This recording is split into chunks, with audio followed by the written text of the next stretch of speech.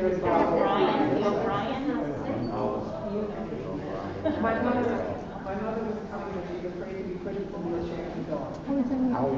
how are you? Good. Just want to give you a heads up. You don't want to use red. Try not to. So just be careful. I won't touch.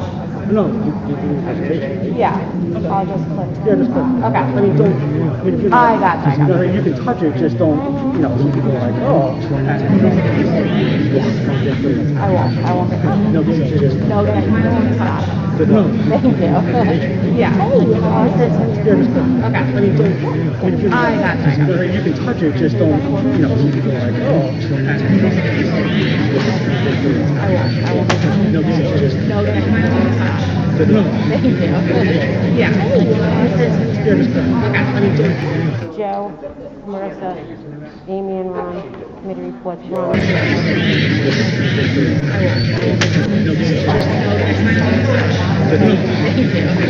Yeah, just click. I mean, don't. Joe, Marissa, Amy and Ron, committee reports, Ron.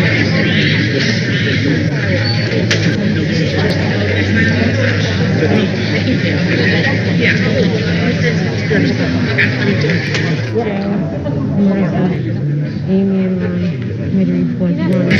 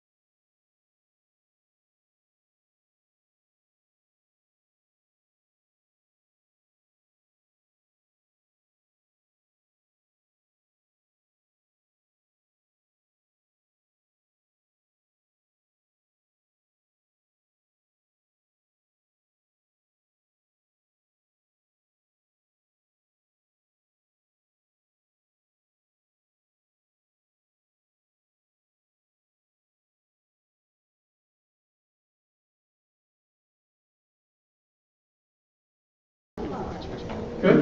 Okay. Thank you, everybody, for coming tonight. We have a quorum. That's it.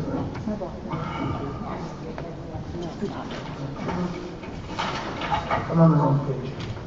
Okay. So, call to order. If you could all please rise and join Robin Rayburn as she leads us in the Pledge of Allegiance. Allegiance to the flag of the United States of America and to the republic for which it stands, one nation, under God, indivisible, with liberty and justice for all. Thank you, Ms. Rayburn. We have a pretty special night ahead of us, so we're going to move right to the superintendent's report, Dr. Becerra.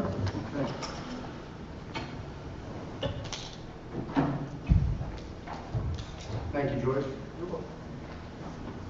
Tonight is a very special night for the district. It's not. Okay. Can you hear me now? Thank you. Yes, tonight is a very special night for the district. This is a night where we would like to take some time to honor somebody who has meant a tremendous amount to our district over the past 25 years. And not only our district, the entire community of St. Regis. A couple of weeks ago, or maybe about a month ago, Kerry Lachlan and myself had a meeting with Joe Townsend. And Joe talked about how, he loves what he does, but, it's about that time to consider just slowing it down a little bit and taking a step down from his role as our coordinator of security here. Make no mistake, Joe is not retiring. Joe is going to continue to stay on, and we wouldn't have it any other way. But in reflecting upon that, I asked Joe to make sure that he came to the meeting this evening because he is worthy of some significant recognition. At this time, I'd like to begin. Mr. Nopi, if you could cue the video we put together, I think that would be fantastic to start off this presentation.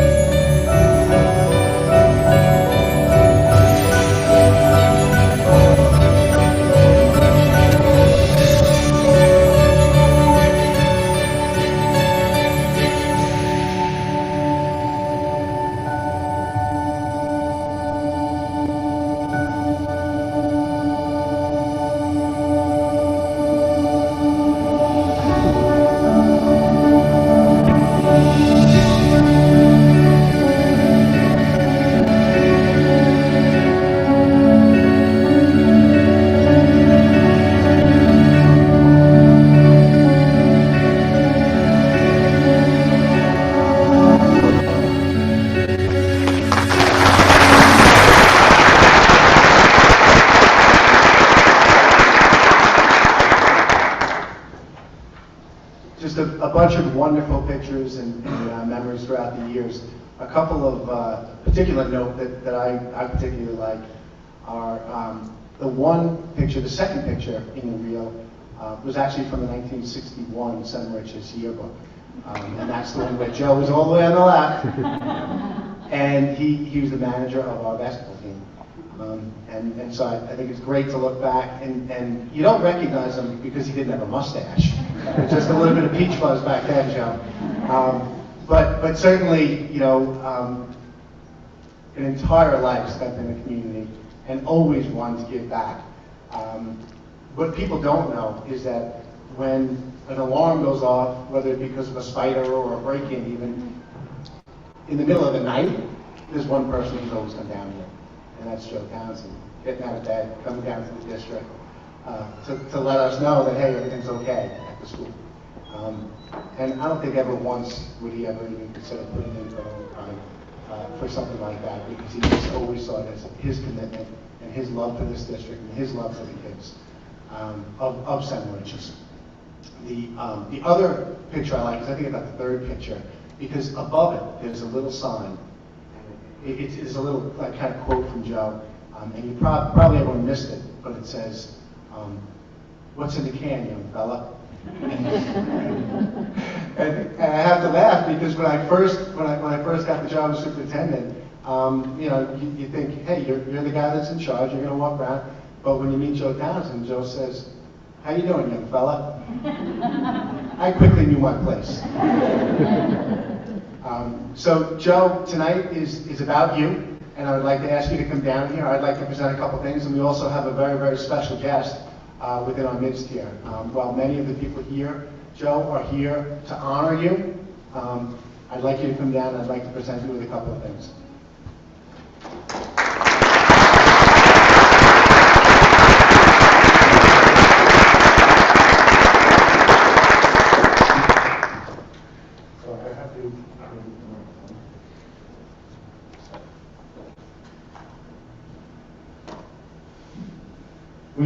We have a couple of things here, and I'd like to read a proclamation from our school district for Joe and present Joe with just a little small token of appreciation for his 25 years of service.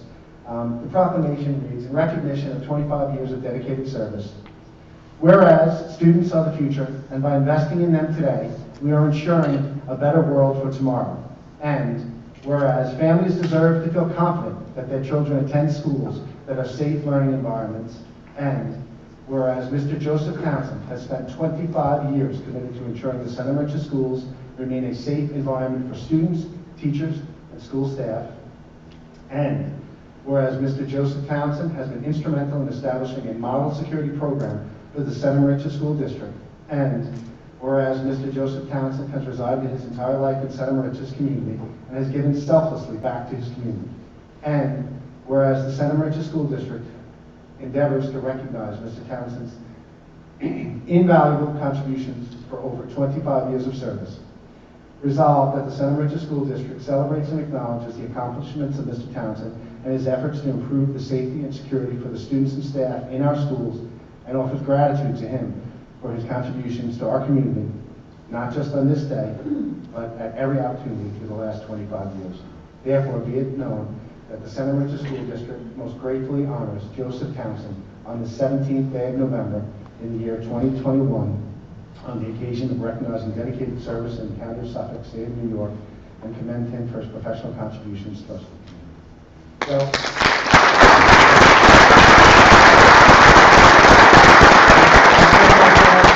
all he's done for us, and I present these to you. But you have to stay here. You know, it's no coincidence that the town supervisor's here, because he doesn't just come to board meetings. I'm sure you would love to come to all the board meetings, Mr. Supervisor. But you know, he's here. It's funny how things work out, because I had a conversation with Joe, told him I really wanted to invite him to this meeting, and before I could even pick up the phone to call Ed Romaine, he called us. And he said, "I hear something big's going on, I have to be there for this." And so I'd like to introduce our town supervisor, Mr. Ed Romaine.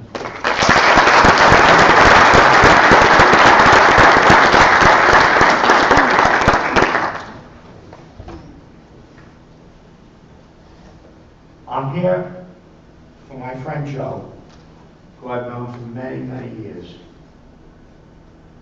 And I remember his wife, who served as a judge in our Christmas parade with me for many, many years.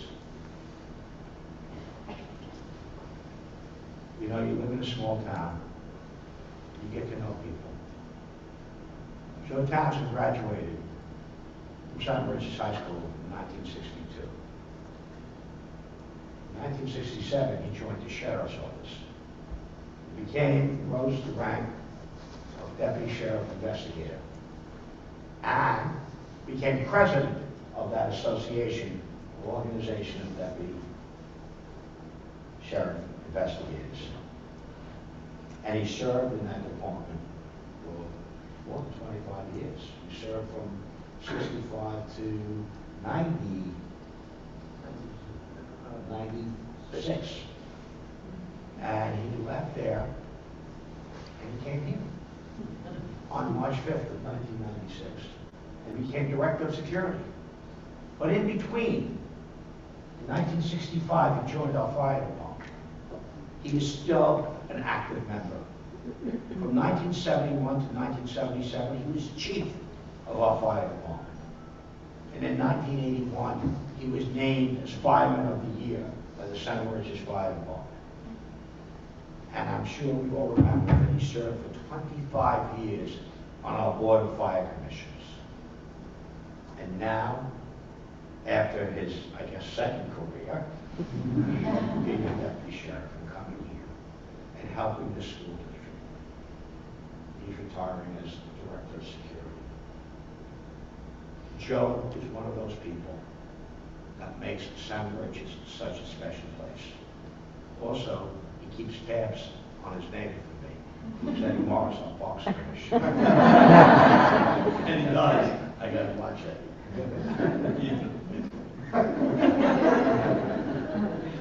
But Joe is one of those people that when you meet, you don't forget.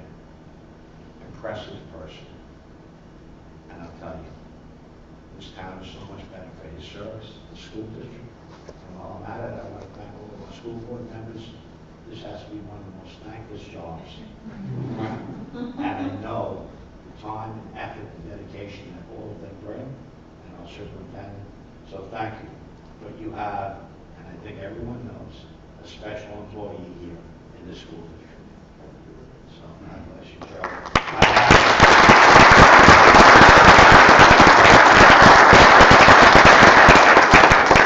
I have a proclamation, and it says all the great things about Joe, but it ends by declaring today in the town of Brookhaven as Joe Townsend Day throughout the town for his service to the school building, for his service to the community, and for the type of input he has made on Santa Rich's.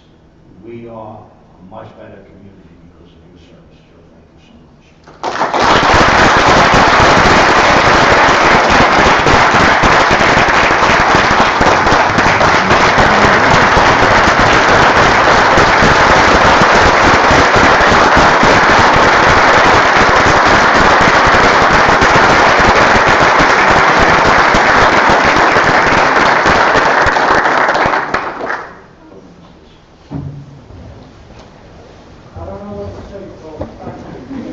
No, thank you, Joe.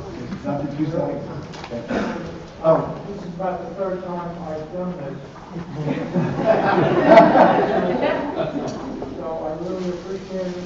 I really want to thank the board for allowing me to work for you, and I really enjoy it, and I think I'll stay on for just a little bit longer. We'll talk about that in the future. And Joe, this is also a couple of, there's a sign here, that feel to display maybe, this is from Mrs. Segerson's class, and they just printed this up, you know.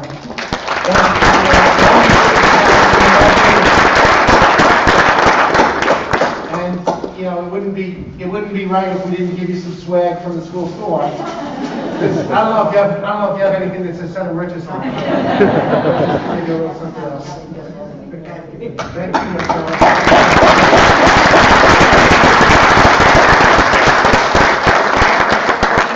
you, the audience, for coming out with this. Thank you very much.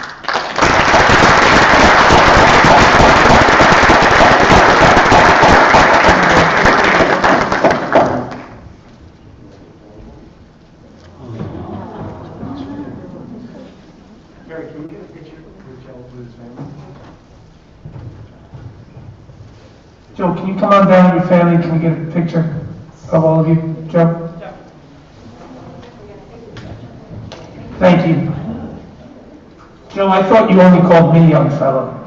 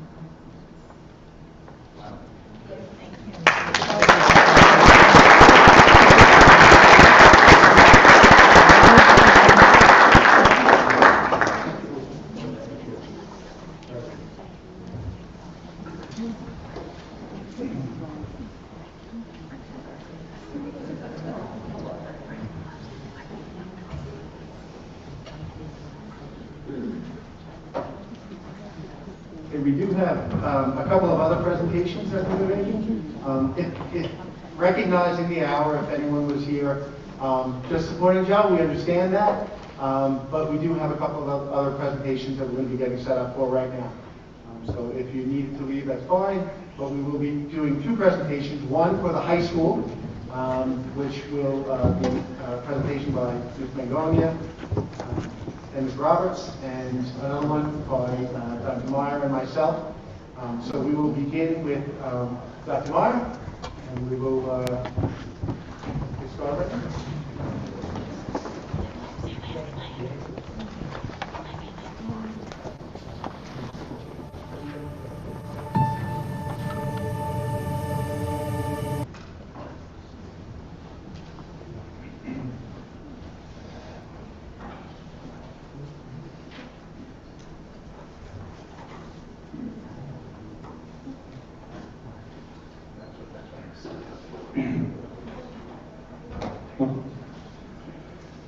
Okay, so thank you all for being here this evening. We are very excited. Actually, this is something that I have to say that has been a tremendous amount of fun for me for a number of reasons. Number one, I'm very, very proud of the work we do here. And number two, I had an opportunity to work a little bit more closely with at one of our newest administrator, who has been doing extraordinary work for our district. And so for me to be able to reflect on many of the wonderful things that we've been doing over the past couple of years with Dr. Meyer, I have to say it's really just been a labor of love. And so I just want to thank Amy because it really is one of those things where when we dig into data and we dig into the things that mean so much to us as a district about putting together a program that is going to be impactful and provide the highest quality education possible for the students of St. Mauritius, it really is something that I love to talk about and we get very passionate about. So this presentation is referred to as St. Mauritius Union Free School District, Balanced and Reflective Practices. When you are in education, it is extremely important to be reflective. To stop, take the time to assess where you're at, assess your programs, and to think very critically about the decisions you make moving forward. That's what we do in education. We are constantly evolving and seeking to do better every day. Know better, do better. We also try to be balanced. Both of these are terms that also are unique to the International Baccalaureate program. Being balanced and reflective are important components of an IB education. The balance I would refer to in this case is, one of the balances I would refer to is the idea that it's not just about academics, it is about a whole child education and ensuring that we are meeting the academic, social, and emotional needs of all students in Center Merchants. So this presentation is really about examining our practices over the past couple of years. As we know, the past couple of years have been extraordinary in so many ways, but being reflective and looking at where we are now, where we want to go, and how we are addressing some of the difficulties of the past couple of years has been a critical component of what we're doing.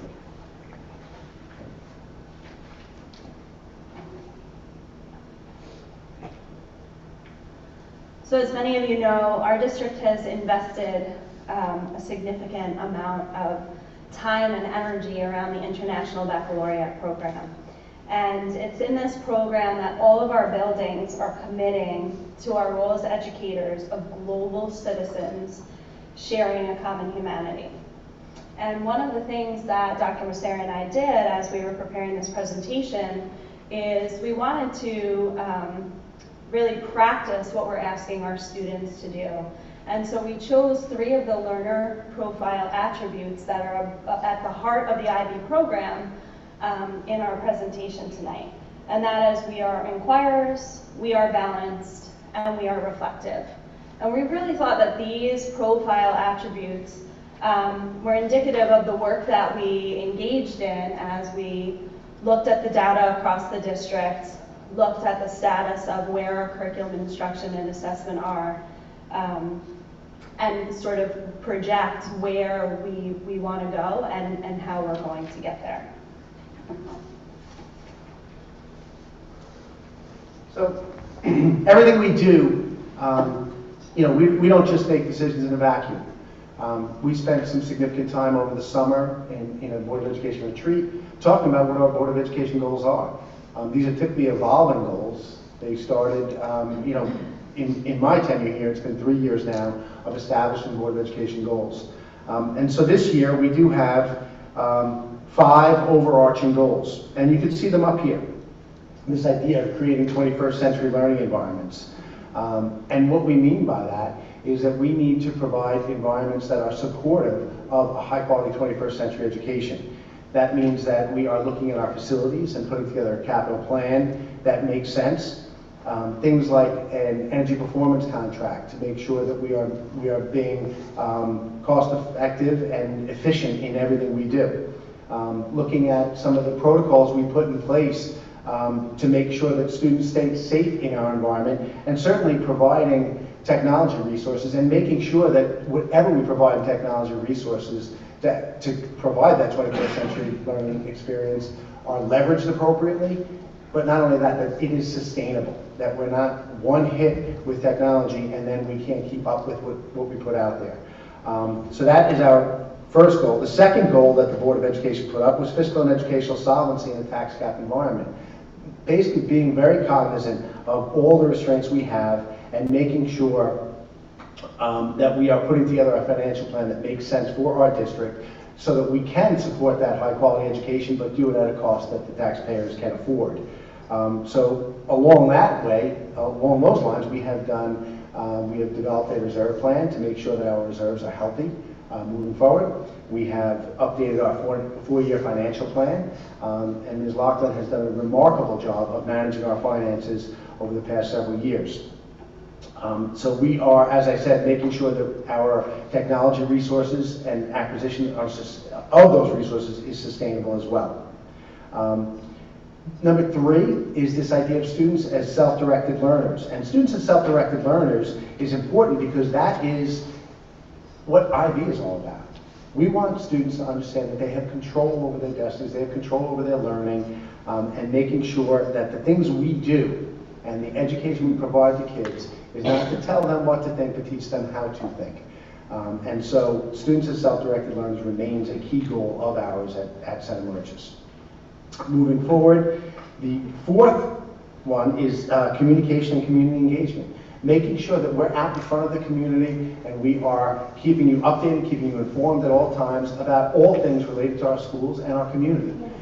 That's important. We've increased our digital footprint utilizing technology resources, social media resources, so that we can get the word out about the things that we're doing and making sure that we are accessible to our community. And when our community has feedback, we want to take that feedback and we want to adapt and change and make sure that we are addressing the needs of our community. And finally, number 5 is social emotional learning and diversity, equity, inclusion. These are important goals for us. Our desire is to make sure that every single child, every single staff member, every single employee in our district feels welcome, feels valued within our school. The way we do that is by making sure that we attend to not only those academic demands that we talk about, but the social and emotional as well. So social emotional learning is something that goes deeper than just saying that we care. It is the actions and everything that we do and making sure that it is infused in all we do.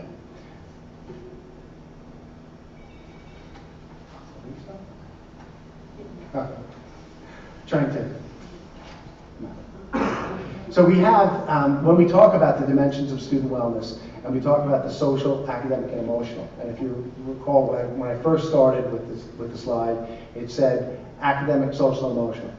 Well, the Surgeon General, I'm trying to remember his name, excuse me, his famous quote was, there is no wellness without, there can be no physical wellness without emotional wellness. And we know that the pandemic has taken its toll on our students and on our staff for that matter. Everybody has been impacted. And so we cannot ignore those things that impact the social and emotional well-being of our students. Making sure that we are doing things like climate surveys, making sure that we are assessing our students to see how they are doing from an emotional standpoint is the only way that they can feel safe and secure in the environment and attend to the academic demands of a high-quality education. So balancing those three and making sure that all three of those things are where they're supposed to be is going to provide a well-balanced education for the students of St. Regis.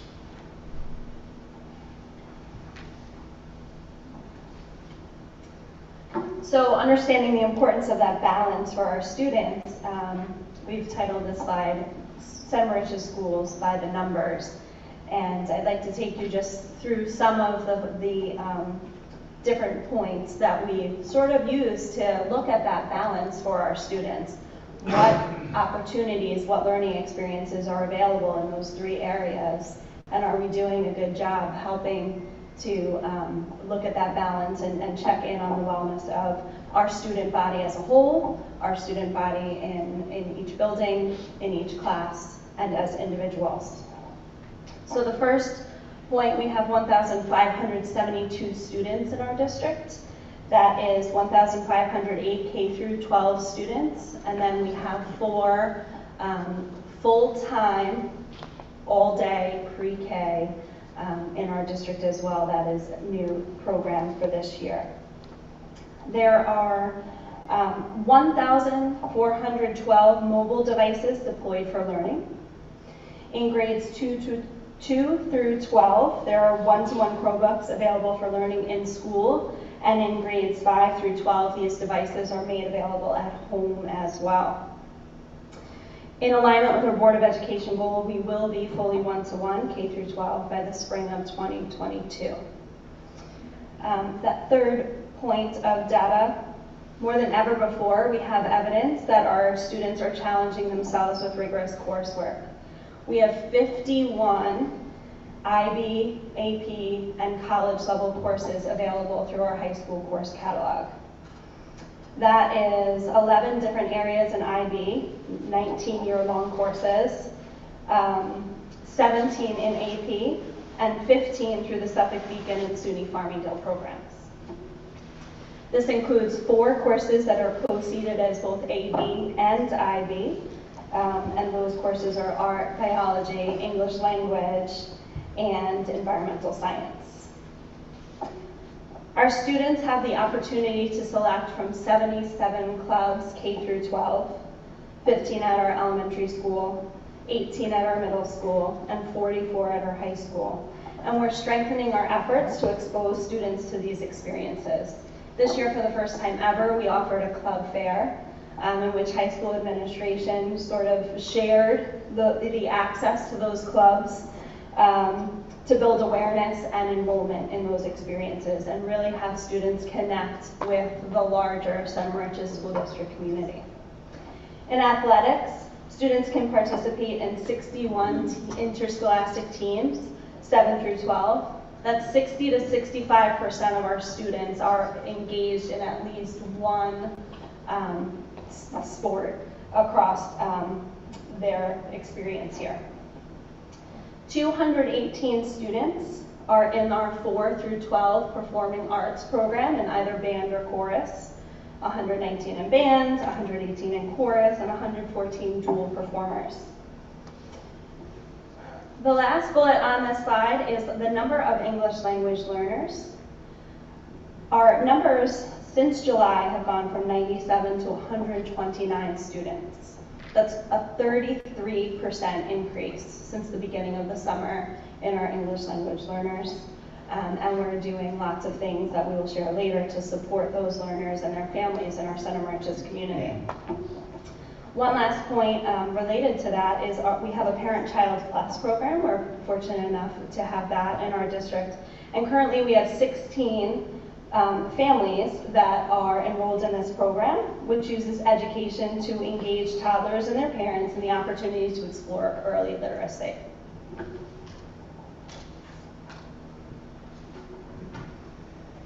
Going back to that 1 second. Because I think when you look at that, and when you look at those numbers and those levels of participation, basically what we want to do is we want to provide opportunities, and we talk about that idea of endless opportunities. For children, students, young adults, adolescents to connect with their school. By providing all of these opportunities, I believe we are doing that. We're being quite successful in allowing students to connect. When Dr. Meyer talks about the Parent-Child Plus program, I do have to give a shout out to Assemblyman Fred Thiel, because that's a program that was a casualty of the pandemic. And Assemblyman Thiel, when I came out and we wrote some letters and we said this is an important program, we really need to connect to these students, we got the funding back. And so we're very, very blessed and lucky to have that funding back for the Parent-Child Plus program. The next slide here is a slide that I think is interesting because I like to look at these numbers a little bit. When we consider our diploma program at the high school, the International Baccalaureate Diploma Program, in the first year, we are looking at 6 children who graduate with a DP diploma. That's 4% of our graduating class. 31 students, however, will be impacted, and they will be certificate students, having taken at least one International Baccalaureate course. That's 25% of our class. 140 students represent the entire graduating class this year, and 100% of them, I can say, are impacted in some way by IB, by implementation of the learner profile, and all of the things that we do in professional development with our staff to ensure that International Baccalaureate and this kind of education is impacting all students. I tell a story about how I was able to introduce Dr. Bill Johnson, who was the superintendent of Rockville Center for 30 years.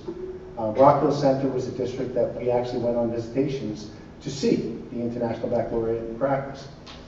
And when Bill retired in 2020, he retired because he thought his mantra of all means all had finally meant something. Because in the year 2020, the year he retired, 100% of Rockville Center students had taken, graduates of Rockville Center that year, had taken at least one IB course. That's something to strive for, and that's pretty incredible that 100% of their kids sought that kind of rigor. And that's kind of what we're shooting for. We're shooting for that, and we're saying that if in year 1, 25% of our kids have been impacted, and we have a middle years program, and we're shooting for a primary years program, as students come up and they learn in this manner and they recognize that rigor is something that they can attain, we believe we can get there sooner than that. But we have 1,508 kindergarten through 12th grade students this year, and 100% of them are impacted by this philosophy of learning. And so, very proud to say that we're making great strides in that regard.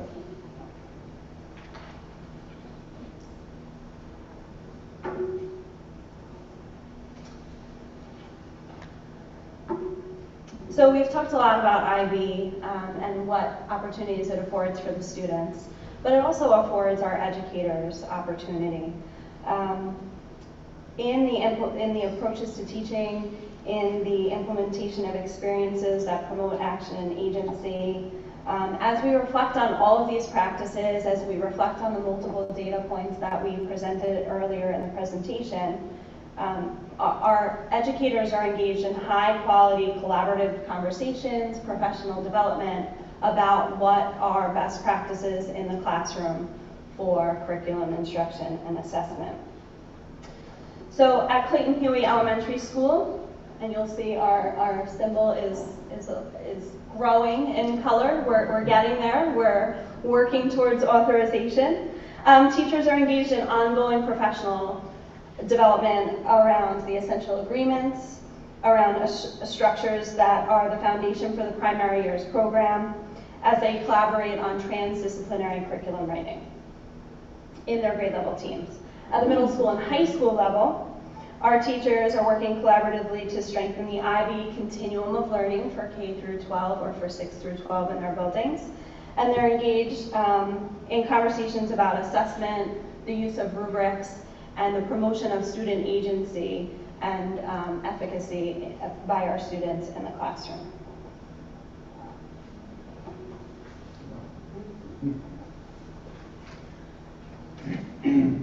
All right, so now we're going to get into a little bit of hard data and participation rates and assessment scores and things like that to talk about where we're at. Now, I'm glad we can actually see. I'm not sure we'd be able to see the yellow colors because I want to explain what those are. You know, the last couple of years have been unique in education. Because of obviously the impacts of the pandemic, many of the circumstances around participating in exams have changed. And so what you could see in this slide is all the way up to the first two yellow bars are basically our ELA and math participate and 4th and 8th grade science participation rates. And what you can see from there, the two yellow bars, about 2/3 of the way across the slide, demonstrate the overall participation rates. And you can see that it was roughly less than 1/3, or just about 1/3 of our students took those assessments over the 2021. So that's difficult. You know, it's very difficult to make any real judgments about how our students in general are performing.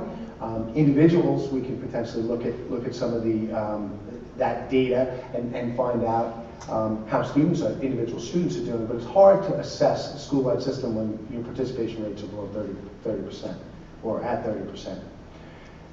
Similarly, it was a difficult year where there really were only 4 Regents exams that were given. And in our Regents exams, our participation rates also were somewhere between 1/3, 33% to 49%. So it is a challenge to draw meaningful determinations about what that all says. But we do our best, and we do certainly look at that data and we try to draw some conclusions from it. If you look at the last column, the tallest column, those are our AP participation. So we did have 84% of our students who enrolled in AP classes actually take those exams. So those students who were in those classes clearly wanted to, challenge themselves with those exams. I think you can see this. I know it's a little bit more granular in terms of some of the numbers, but this is overall our Regents' performance last year. And the caveat here is that they weren't high participation numbers. However, when we look at it, if you look at 2021 versus 2019, you could see our mastery rate in 2021 for Algebra 1 was 34.7%, where it was 22% in 2019. and our overall proficiency rate was 91% versus 84%. So we did see a little bit of an increase. Again, we're not drawing strong conclusions on that because they're not big numbers for participation. But ELA, we see something similar, a little bit of an uptick, and in living environment, it's pretty much flat in terms of the performance numbers. We do see in the mastery rate in earth science is about the same, is flat, but we did see a decrease in proficiency in earth science. So those were the only 4 Regents exams we could draw information from. But we want to be very careful about any conclusions we draw from this information based on the low participation rates. As far as advanced placement results, I'm going to turn it over back to Marty. So this is our 5-year summary of AP exams. And as you can see, in 2021, we did see a dip in the percentage of students attaining a 3 or higher on the exams, but our point of pride for this is the number of students that were actually challenging the exams did increase. So these were tough years. Our students were acclimating to virtual learning, hybrid learning, all of those things. And they still stuck it through and challenged the AP exams at the end. And so we really are interested in seeing how these numbers kind of progress in the future. So we talked a lot about participation rate and how it's not so fantastic and it's hard to draw generalized conclusions about that. We know a lot about the data, about our enrollment in programs and our offerings and things like that. And then we also are very keenly aware, as a result of the pandemic, of the things that we witnessed as we zoomed into the homes of our STEM-richest students. We've not forgotten that we saw firsthand the variety of family structures, our student supports or lack of, the differences in home environments, in family cultures, and the extent to which all of our students have been affected by the pandemic. Sometimes on the Zoom we met the family pet. We begged students to turn on their cameras, and we wondered who iPad number 2 was. But our educators kept pressing on, and they had a different and more unique sense of of the whole picture of who our students are, that balance. It's not just the academics. So the need for connection in SEL has never been more apparent to us than from what we learned from all of these points of data, as well as what we were able to see in Zoom and Google Meets. And we can continue to glean the little that we can from those state assessments, but really our focus is the need for empowering all of our students to be self-directed learners through a balance of academic rigor and social emotional learning.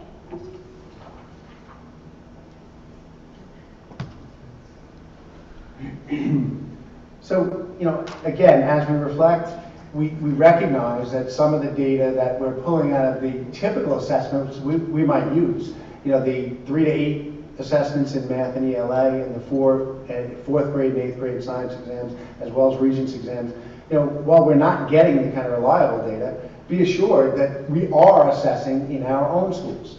And so the data that we pull out of the assessments in our own schools are really what's most important. Those daily formative assessments that are taking place in our schools are really something that is meaningful for our teachers to plan and address students' needs. One of the things that I can say is those students who challenge themselves with rigorous content, oftentimes those students who are the most self-directed learners, when we talk about self-directed, those kids that take ownership over their learning, those are the students who thrived in the pandemic, and we didn't see them lose. We saw them actually, some kids really challenge themselves and take on additional rigorous content and really do very, very well. Other students who are more at risk and are not those kinds of self-directed type learners, those are the kinds of students that we did see have what we refer to as sort of a pandemic slide in achievement. But again, we make sure that we are doing everything we can to assess our students, Some of the things we do in Clayton Huey, you can see them listed here. This is actually a new universal assessment that we're utilizing, which is the STAR assessment. And we do that we take multiple data points over the course of the year. 3 data points is advisable, and that's what we do. And so that is for literacy and mathematics, and we do that in every grade level. And that helps us to plan and to basically set targets for growth for students. When we talk about individualized learning plans for kids and personalized learning, it's important to have those kinds of data points. We also rely on the FATS and Pell benchmark assessments to track literacy and progress of students in their reading. We utilize for our social emotional learning and to explicitly teach. There is the CASEL framework, which is the Collaborative for Academic, Social, and Emotional Learning. We have a program called Sanford Harmony that actually is very much aligned to that, as well as the New York State mental health literacy benchmarks. And we utilize that. We're utilizing that on a regular basis to support students in their social emotional growth. We have child study teams that are active and meet regularly, and they have articulation meetings so that teachers can connect with other teachers that provide support for students, so that we are making sure that we're addressing any needs that our students have, and doing so in a coordinated manner, so all things are working toward the same end for the children. And of course, as I said, the formative assessments within the classrooms, the homework assignments, the classwork assignments, all those things provide our teachers on a daily basis with meaningful data that helps them to support students. At the middle school and high school, we have Right Reason technology, again, which allows us to assess students and determine how they're progressing, and to be able to set some achievement targets for them. We have recently utilized the PAIR Holistic Student Assessment Questionnaire, which enables us to gauge how students are doing from a social emotional standpoint, and to basically take a pulse of the entire school to find out what the strengths in a social emotional context are for our students, and to plan accordingly to support them. Again, just like the elementary, we have teen and child study meetings where we put our heads together, and our mental health support, our classroom teachers, our administrators meet to make sure that we're putting in plans to support students and adjust those supports when necessary to make sure that we're meeting the needs of kids. Again, classwork, homework, classroom assessments, formative assessments in the classroom that tell us about the progress of students is tremendous. You heard Dr. Meyer talk about the approaches to teaching and learning, and making sure that we are, again, the International Baccalaureate Framework provides us with a common language to talk about what that best first instruction in the classroom looks like, whether it be a kindergarten class all the way through to an IB upper level class. And the IB learner profile is something that we believe is very unique about IB, that allows us to focus on what's most important for students to be effective learners within a classroom.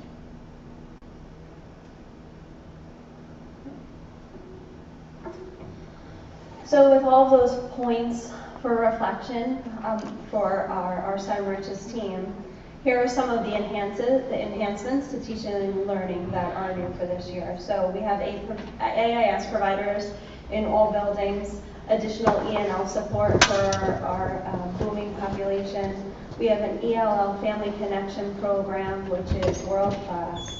A post-pandemic learning loss support, summer and after-school enrichment programs, additional extracurricular offerings that we talked about before, Regents and AP support classes as we prepare for those rigorous examinations at the culmination of courses, an additional social worker at Clayton Huey Elementary, mental health resources available, grant-funded mental health first aid trainings, mental health screenings and check-ins such as PAIR, parent outreach, mental health three-tiered system, a continuation of targeted support groups, counseling sessions, and the focus on SEL and DEI, as well as a new guidance support for the elementary.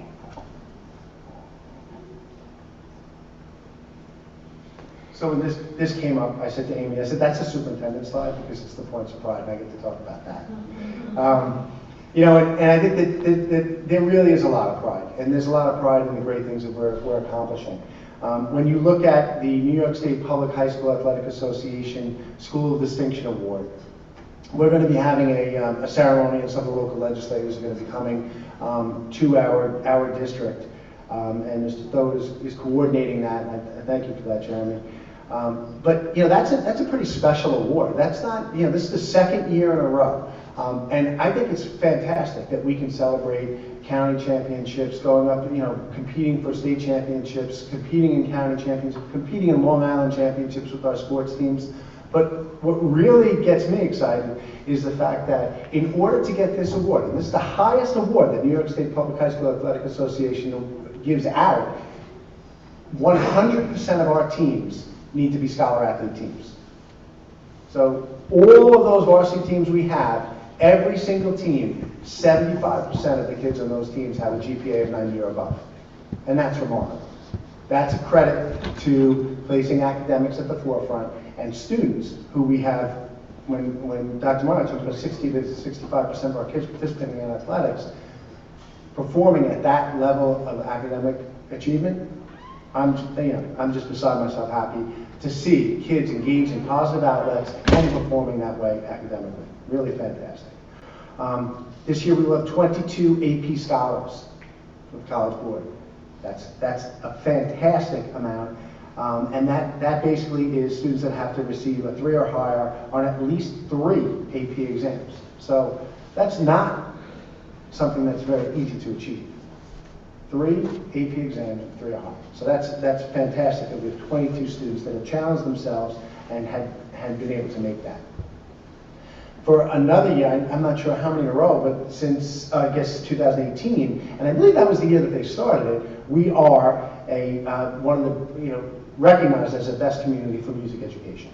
And so I think that that's, again, a tribute to look at the balance that we provide here. We've got wonderful athletic programs where kids are engaged and performing at high levels. We've got kids achieving at the highest level according to the College Board. We've got a music program that's renowned.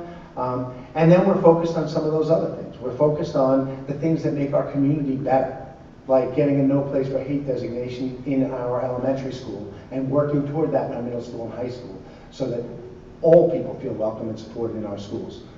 And then the reaching out to our community and doing the good work in our community through our middle years program.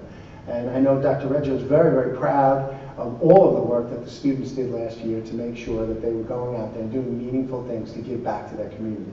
So to me, these kinds of points of pride are things that we can look at and say that there is so much good happening within our schools, and we are really, kind of continuing to raise the bar every year for the students in St. Regis.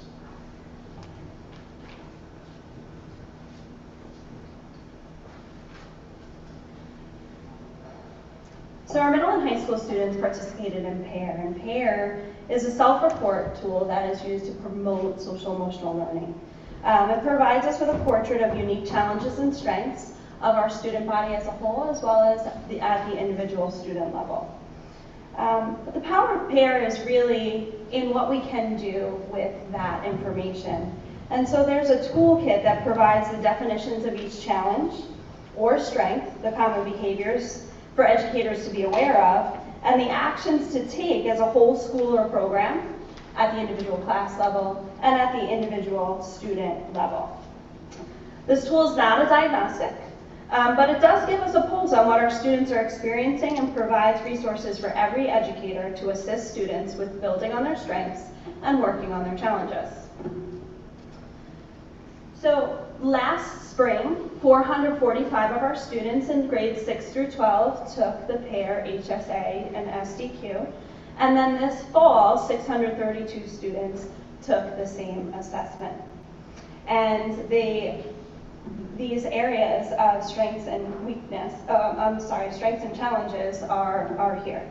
So we saw in both spring of 21 and fall of 21 that emotional control, empathy, and relationships with peers are strengths among our student body.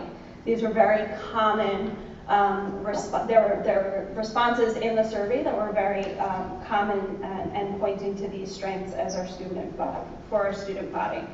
And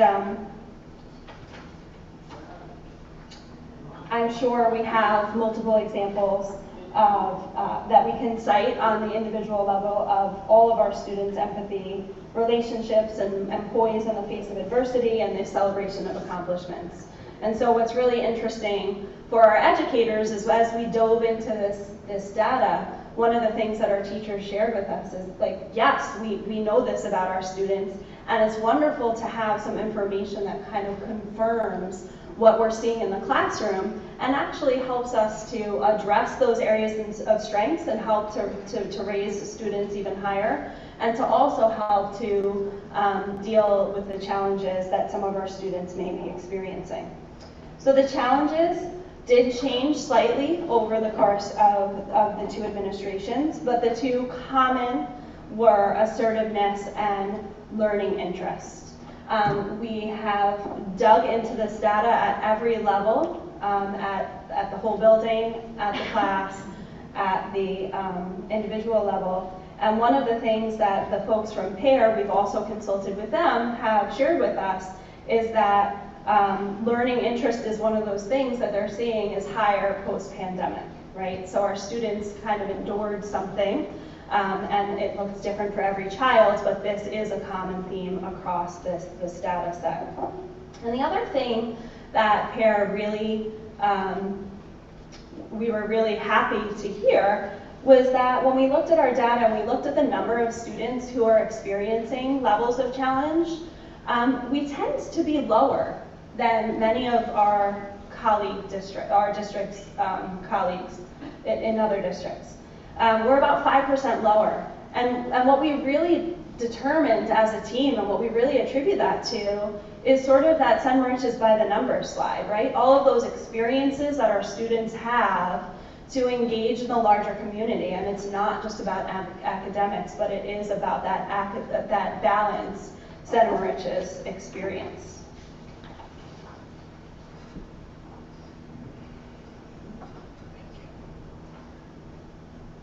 Okay, so, this slide, kind of brings it all back, basically. We began the year, again, thinking about all the challenges and all the, what the pandemic had, how we were going to start our year, and knew that one of the things we needed to do was make sure that focus on the social emotional well-being on our kids was going to be strong. And we wanted to make sure that every student could be positively impacted by the things that we were doing.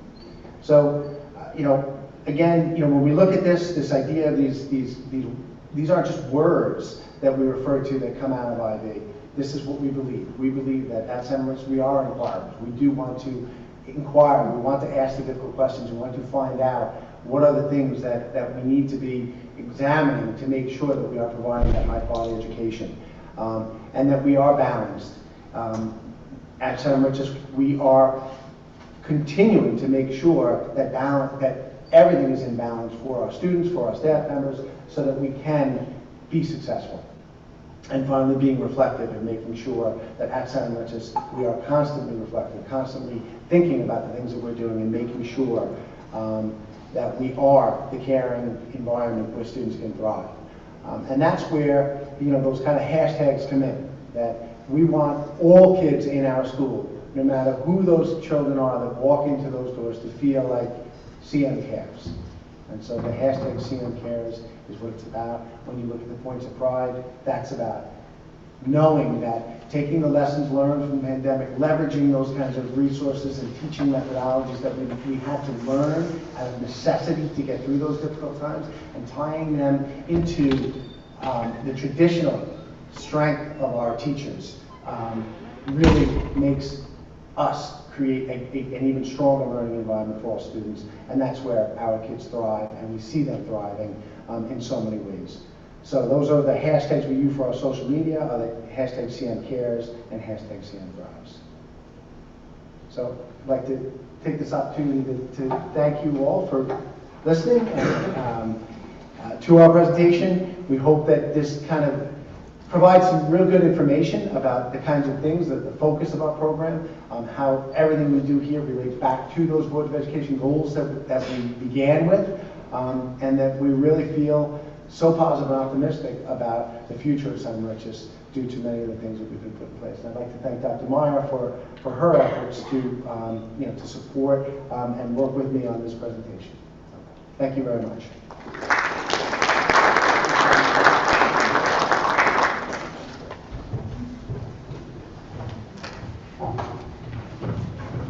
At this time, I'm going to turn it over to Ms. Mangonia. And we go to Salas, which is what? Thank you.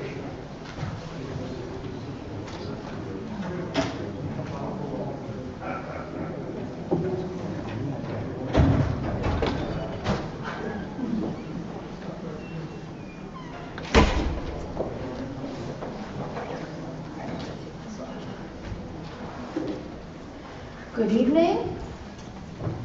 First, I would like to say thank you to Mr. Towns and myself. He is the first one that everybody sees when they walk in, whether it's students, whether it's staff, whether it's me. And, you know, he's the face, I feel like he's the face of security here, he's the face of our building, so thank you so much. We joke around that he's here early in the morning, he's here late at night. I'm just gonna get him a cot and set it up in my office so he can he's here in the middle of the night when he has to be. So thank you so much, Joe. You are amazing, you're a rock star, and we all appreciate it.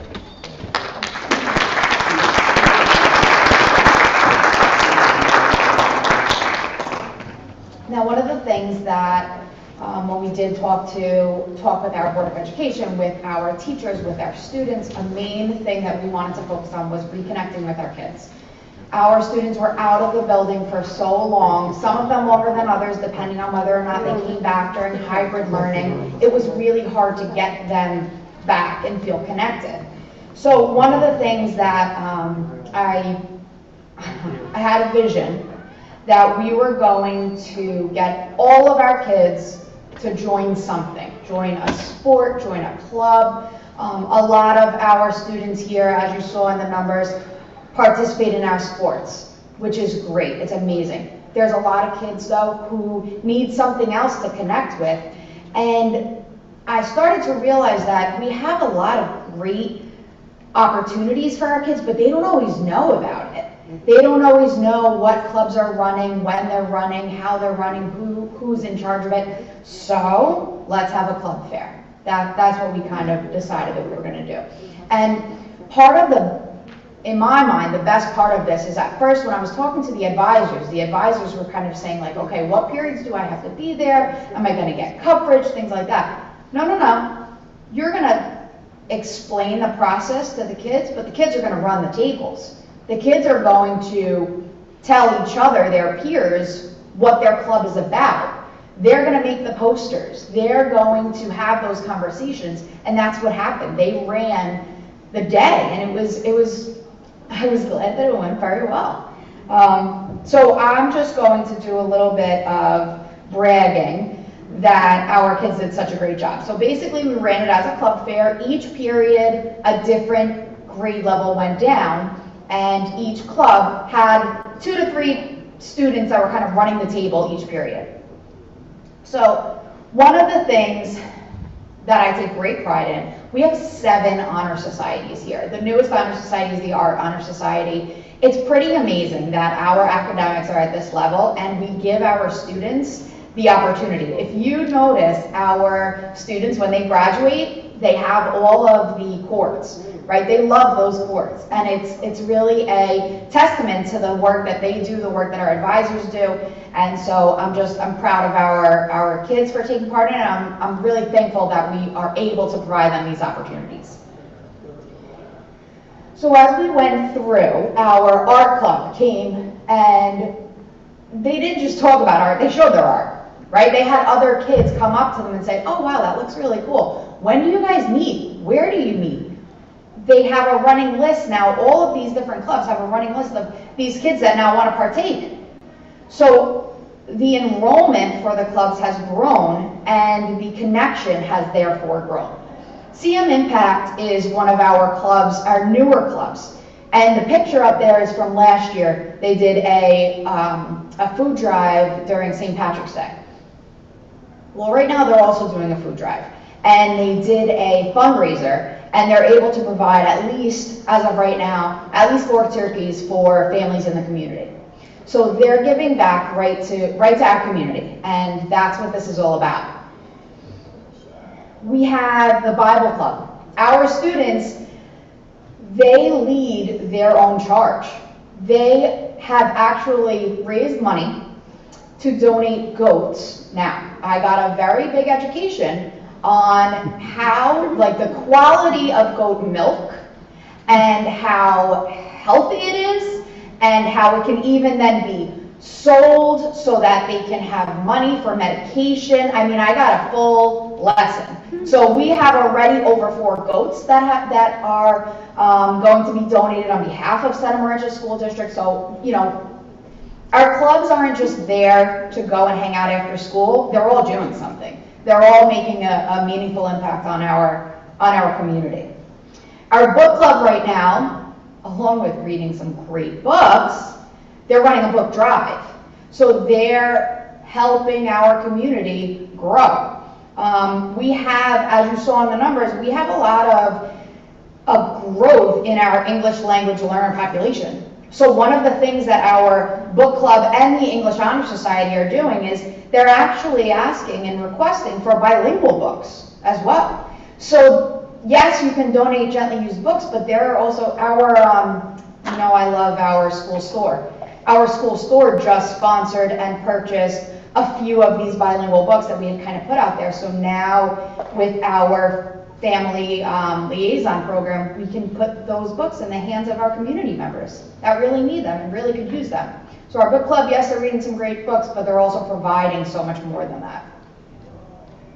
Our DECA Club provides a great opportunity for our students. We have some great business classes, and then our students, they participate in competitions, they get scholarships for it. It's really a great program, and Mr. Mitchell does a great job with this.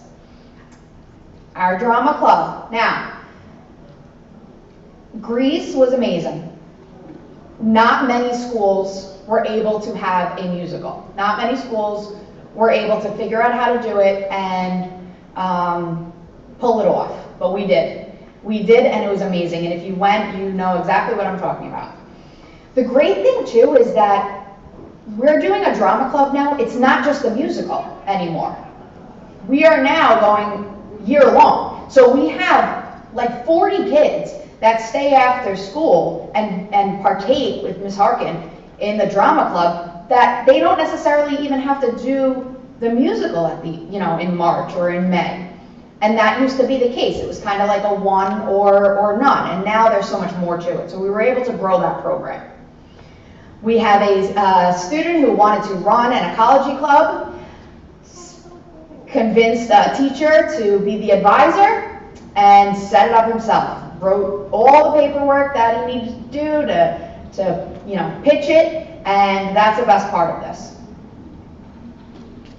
Our esports club, we have a class, we have a club. We have had students win different competitions, scholarship opportunities, things that they can actually do later on in college. So it's not just video gaming, which is what, I'm not gonna lie, I originally thought when I asked Mr. Mishler about. And then when he started providing the opportunities that our students had, I said, okay, I get it now. There's a lot more to this that I didn't maybe necessarily know at first. Our Future Teachers Club, Mr. Melandro has our kids. Last year we were in a pandemic, we were virtual. Our Future Teachers Club was still providing virtual lessons to our elementary school students, which I think is amazing because as a teacher, teachers struggled sometimes providing virtual instruction. So having our students do it, I thought was pretty amazing.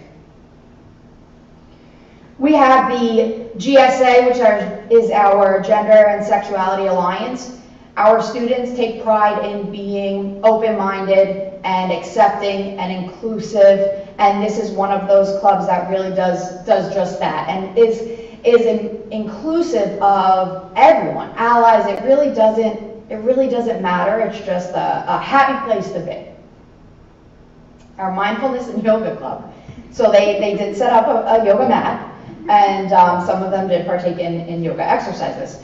What I love about the mindfulness and yoga club is they're not just looking at our students. They actually have started morning mugs, and you can come fill your cup, and staff members can actually come. The Brew Crew, which is also one of my favorites, our Brew Crew sponsors and provides coffee, and then our mindfulness and yoga club actually provides not only a cup of coffee for you, but a mindfulness card. And it's something that Ms. Godioso has started, and the kids really love, and the staff is loving it as well. Our music program, we talked about it a little bit before, is wonderful. We have a lot of different opportunities for our kids and our programs. Our Native American Club is something that we take a lot of pride in, and we run as much as possible. We gain interest and we gain participation, and it's just something that we really enjoy. Peer group leadership has grown. It has grown from a class to a class and a club. If you go into the main lobby, you'll see up on the board, above the doors, some peer leadership artwork, and it's really just a positivity board. You can see all those purple Post-its. That's for PS I Love You Day, positivity. It's something that we are very excited about, and our kids are really connecting with that. Robotics, we are an award-winning robotics school. The kids love it. It's amazing to see. Actually, during the club fair, they asked me if they were allowed to shoot the ball, because that's what it does, the robot. So it turned into the robot then flinging balls across, and then the other kids had to catch the ball. So, you know, we had to settle it down a little bit. It got a little bit too wild for me, but that's what it's supposed to do, and it worked. So I thought that was great. Students Against Destructive Decisions. This is a new club this year, and it's already taking off. Students are participating in it. We want to encourage good decision making, and this is the club for that. Our school store, absolutely love it. The other thing that the school store does is they will run any fundraiser through their store. So they, at one time, are selling, whether it's Gatorade for the weight room club because they're gonna set up a mural in the weight room, or ribbons for honor society that's going to be, you know, collecting money. They will run anything, so we love that. And Friends and Buddies, they actually just did a Thanksgiving feast, which was amazing today outside. It was really nice to see all of the kids involved. There were so many kids involved in middle school and high school, so it was great to see. Series Bound Science and Technology Club. The Technology Club, what's cool about those is actually during the club fair, somebody said, oh, is that the chess club? And it's not the chess club, it's the tech club who created a chessboard, and then therefore we're playing chess. So there's so much that the kids actually create that you don't necessarily realize they can do, and they kind of blow me away all the time. They're very excited, as you can see with their 2 thumbs up. Weight Room Club, I had some videos here. There were some competitions, and it was really fun to watch. The kids love to go to the weight room, and under the advisorship of Mr. Scott, they really make sure that they're doing everything the right way, that they're learning the appropriate ways to do all of their exercises, and it really is a place for kids to go and feel comfortable and safe and exercise and work on their health in and outside of the classroom. So the yearbook club, wonderful. A lot of kids, you might have gotten, I don't know, an Instagram post or something along those lines, because they found their siblings, they found their old teachers, they found their parents and their great uncles, and there were, I mean, it was Mr. Pedrico, when he thought about this and decided he was gonna set up all of the old yearbooks, it took off. The kids were loving it. And it was a very good opportunity to say, see, if you want your yearbook to be one of these yearbooks that everybody looks back on, you have to be a participant of it. Take the pictures, you know, draw the front of the front cover and things like that. So it was really nice to see.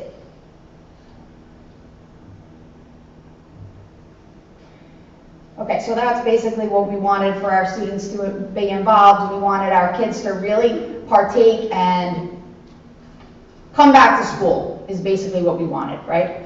So the other thing that we're going to talk about is Mr. Roberts is our IB coordinator, and he's going to talk about how we were able to create an inclusive environment, not just for our clubs and our sports, but in the educational fields. A big thing that you kept hearing was that IB is not just for a small group of kids, it is for all of our students, and we are connecting with our students in and out of the classroom. So Mr. Roberts, if you want to.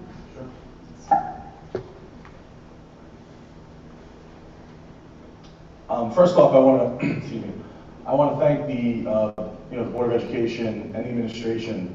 And it's not an empty thank you, because my first day in the classroom was 1998.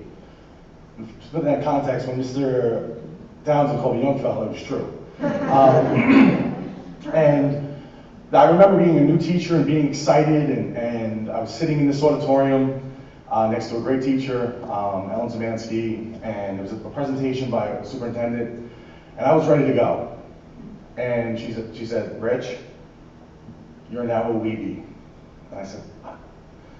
And her message was, you're going to be here forever, but every new administration is going to bring in something new, and you're going to get excited about it, and it's going to disappear. And I think that's one of the things I love about the IB is I've seen we've had changes in the Board of Education, we've had changes in administration at all levels, and it's something that I'm now Ellen Zemansky. I've been here 20-something years, and I don't have to say that something's coming and going. Like, it's something you can believe in, it's something you can build on. And with that in mind, in this room, or in the LGI, excuse me, we had a superintendent's conference day, and I was asked to present to the teachers about how we make an IB culture here in the high school. And I'm just going to draw your attention to the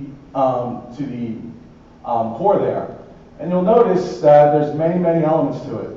And there's a misperception that the IB diploma program, that was this number 6 on the slide earlier in the evening, is the program at the high school. And you can take a look, and that's not true at all. It's really just part of the outer core. There's so many elements to the IB that we want our teachers to be aware of, because in the end, adding the learner profile and its elements, the approaches to teaching and learning, CAS, which I think Ms. Manley is going to talk about, all of these things are adding to our building and to our school. And I gave this presentation, and I talked about that, and I talked about how it's much more than just college prep.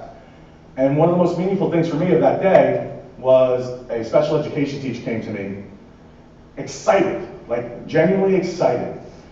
And we were having a conversation, and she's like, Rich, I was taking notes, and I was thinking about this, and I was thinking about this, and we talked, and she's like, I'm going to tell my kids they're IB students.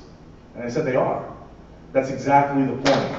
The next day, I had a conversation with a mental health professional in the building. The same thing. She's like, Rich, I was thinking about this and how IB relates to what I'm doing in the building. And I think if we can build that excitement and continue to build that as part of the culture here, you're going to see that we're not going to be talking about 6 kids in a diploma program or even 25 kids. And eventually, maybe we'll get to Dr. Sarah's goal and have 100 kids take an IB class. But in the end, we're going to get the professional staff here in the building to make sure the IB touches every single kid in some way. And, I think that I'm proud to be a part of that. I believe in it. And I don't have to be a weebie. I have something to look forward to as I wind down my career. So, that's what I have.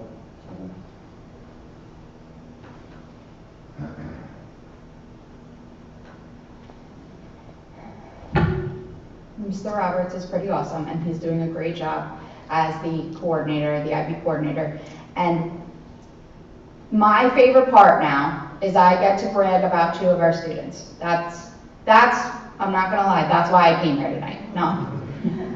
I'm very excited to talk about 2 of our students. Now, for those of you who know about the IB program, if you're a diploma student, you have to do a CAS project. So it's kind of like our CSIP program, but what we're doing is we're making sure that a student is actually organizing something for the community. Well, last year, we had a student, Victoria Meath, and she went big. And I was very excited when I started to hear what she was planning. She was planning on, listen, I love a good food drive, I love a good clothing drive, I do, I love them, and we've been doing great work. But when Victoria told me she was doing a blood drive, it took it to a different level. And I was so proud of the work that she had to do, because you have to find a location, you have to come, there was a lot of legwork that she did on her own, which is what this is all about. The other student that I'm going to talk about is Jillian Ryan. Jillian actually did her CAS project, started her CAS project months before she was an IBDP student. That's how much of an overachiever she is. Before she was even technically in the program, she did her CAS project. So if you look at Jillian and what she did, she was able to provide a check for over $12,000 to Tunnel to Towers, which is just amazing. And it wasn't just Jillian. She was able to provide this opportunity. Her friends were a part of this. Her friends, you know, rode on the car during homecoming, showing it off because of how proud we were. And actually, as we walked the parade, I have to say this, that picture on the bottom is from the homecoming parade. As we walked the parade, I was getting chills because the people on the sidewalk, when they were reading the sign and seeing what it was, were clapping for Jillian and for what we did, like that bigger picture. Yes, our floats were great. They looked wonderful. Toy Story was a hit. I mean, they were really good. But when Jillian's car came down, it was just different. And it was really nice to see. And it was our community that had come together. The community provided this support, and you know, she was on News 12. I mean the whole nine. And it put Center Moriches in such a positive light that I know the Board of Education, our community, the staff members, administration, we're all just very grateful that you really took this seriously and we were able to just provide such a great connection, not just in the building, but with our community. And then looking at Victoria, Victoria did such a great job her first time that she decided she was going to do another one, right? And she's already setting up one for this year. Like, she's not a kid that just does it to check a box and to make sure that she met the requirement. She's doing it to save lives. So I like numbers. Yes, she has done 2 blood drives. But within those blood drives, she's gotten over 100 donations. And according to my research, 1 donation can save up to 3 lives. So just you, Victoria, so far, could have actually saved up to 300 people. And that's just pretty amazing.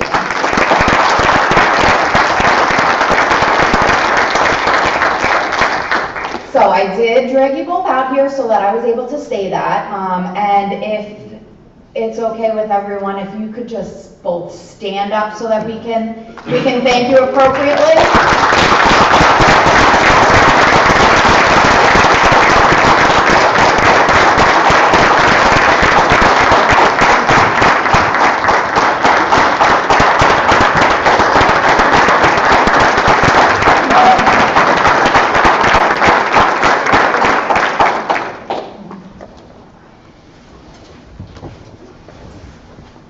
This is what it's all about. This is why the IB program is here.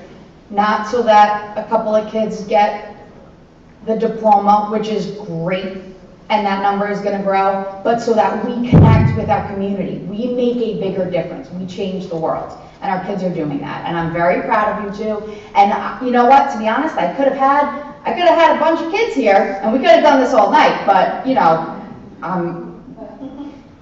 you probably have homework to do soon. So, you know, I can't hold you too long.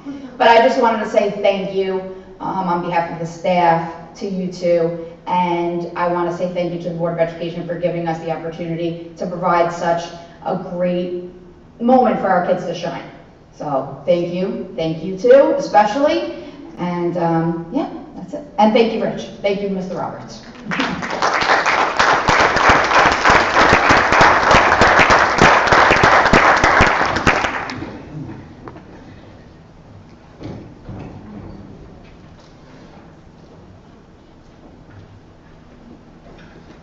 Thank you for both presentations, and congratulations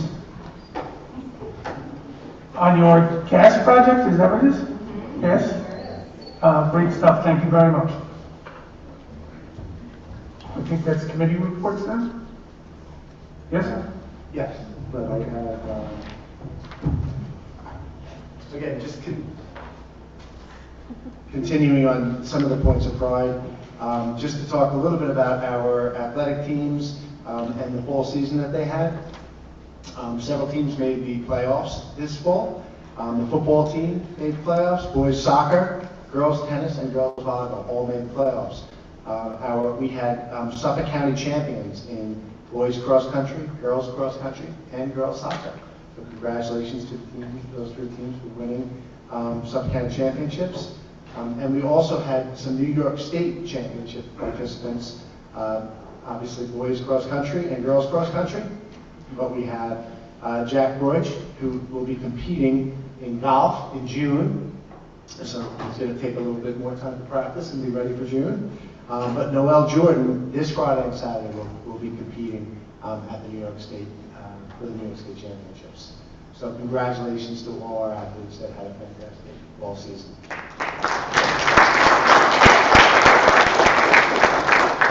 Okay, yes, we do have a couple of committee reports. I would say that our facilities committee met on October 27th, discussed the 5-year capital plan. They received a draft proposal for each of the projects that have been discussed. And the next meeting will be on November 30th. These committees are open, so if anybody would like to go, it's November 30th in the conference room at 6 p.m. And they will be talking about the impact of capital projects on the tax cap. So we are really taking a close look at our facilities and the needs that we have, with the goal eye towards thinking about long-term some big capital projects to come. As far as our curriculum committee, we had a great meeting with our curriculum committee on the 9th, and we are they worked to establish basically essential agreements, objectives, and define our process of inquiry for our membership. The committee explored International Baccalaureate program, talked about many of the things we talked about today here, and they also are looking at recommendations for strengthening SEL at all levels. Many of the things we discussed today are the kinds of things that our curriculum committee, again, that is an open meeting. Next meeting is December 14th, 2021 at 3:30 in the boardroom. And I think that is all my committee reports.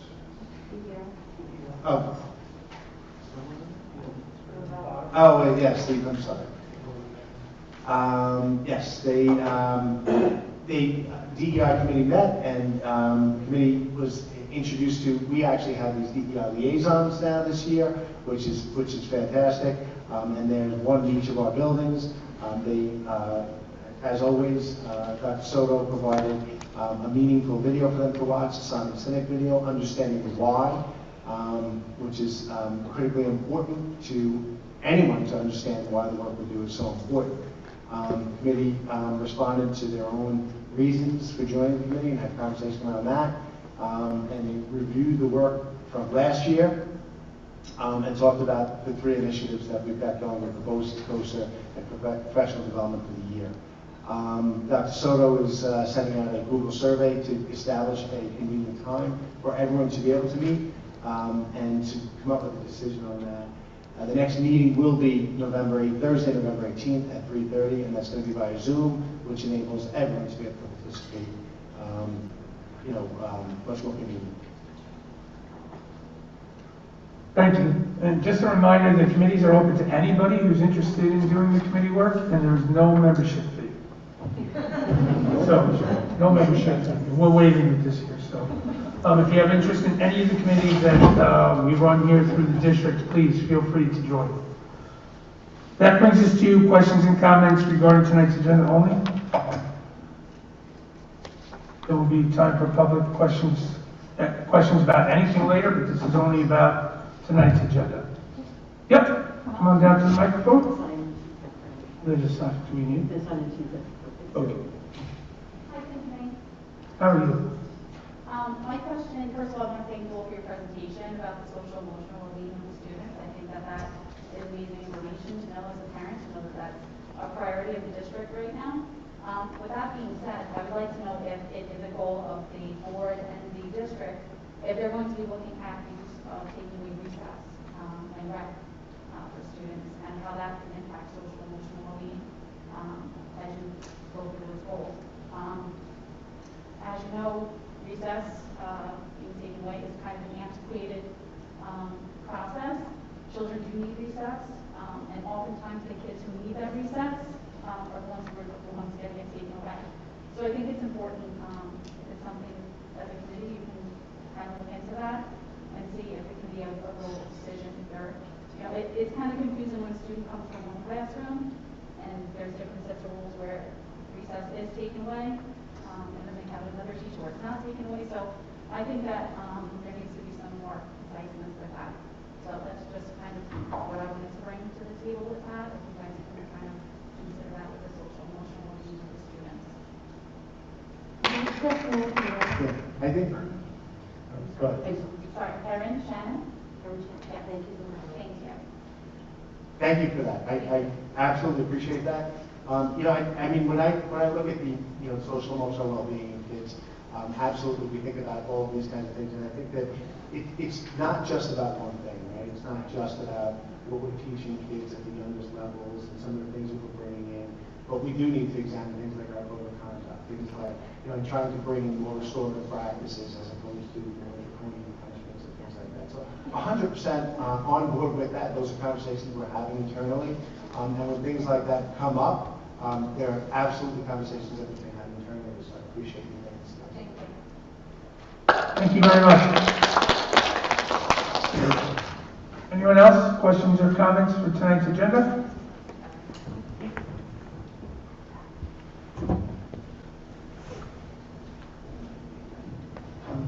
Can you just state your name before?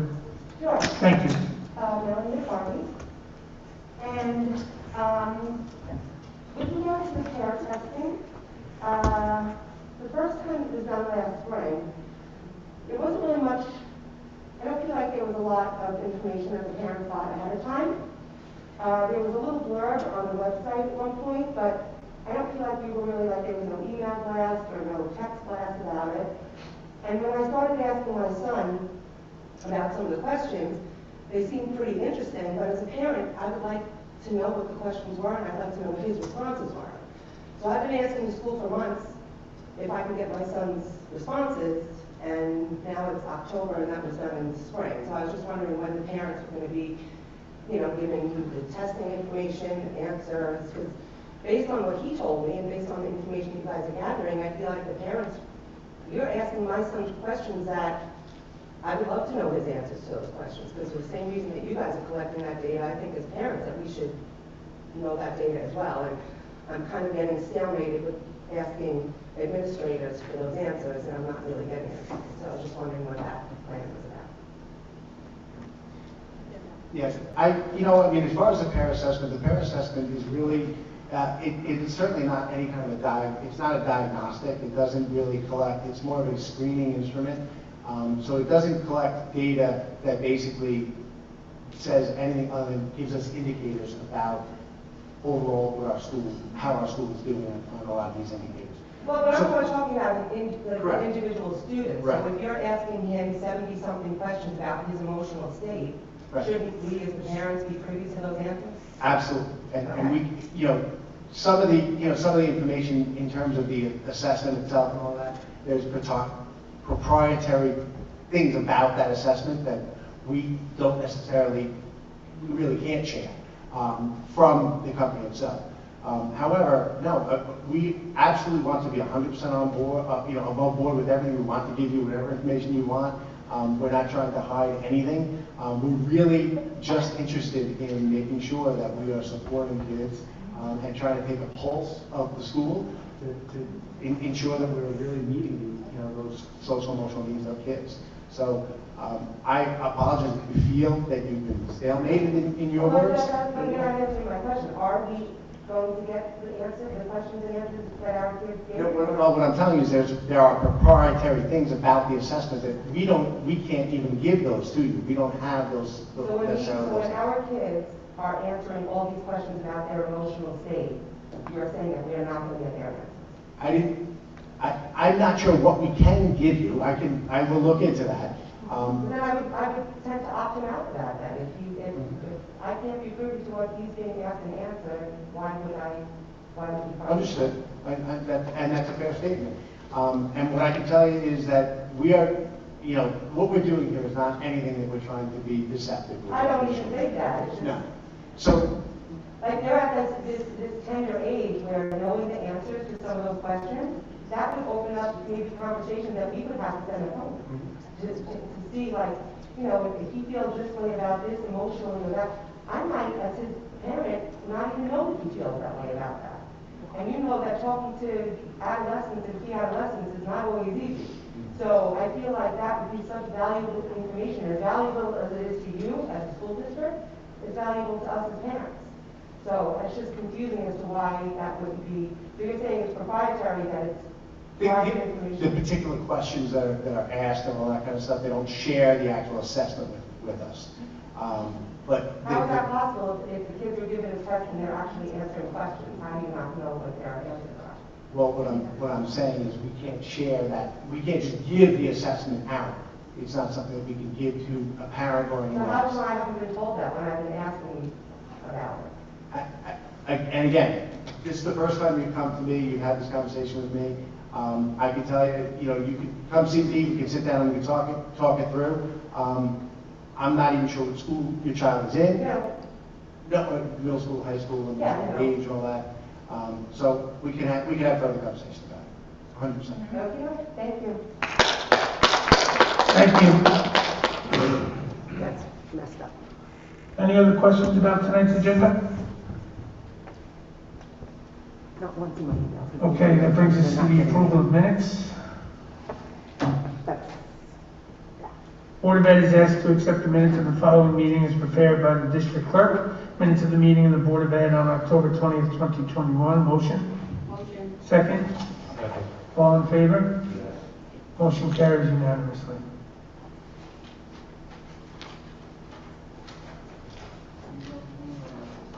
Hold on. Financial reports, November 17th.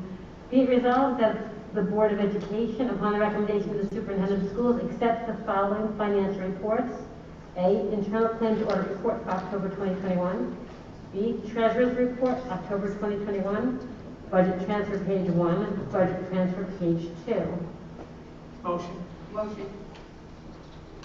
Second? All in favor? Yes, motion carries unanimously. Consent agenda. Approval of all consent agenda items as presented. Recommended action. Be it resolved, a motion to approve the consent agenda items 9A through 11A. Motion. Motion. Second? Second. All in favor? Yes. Motion carries unanimously.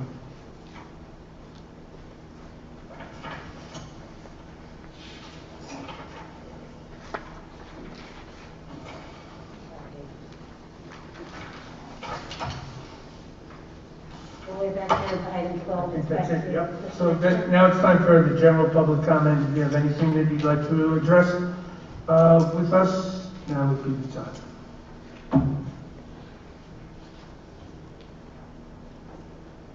Everybody's good? Okay, thank you. Recommended action, motion to adjourn the meeting. Motion? Motion. Second? All in favor? Motion carries unanimously.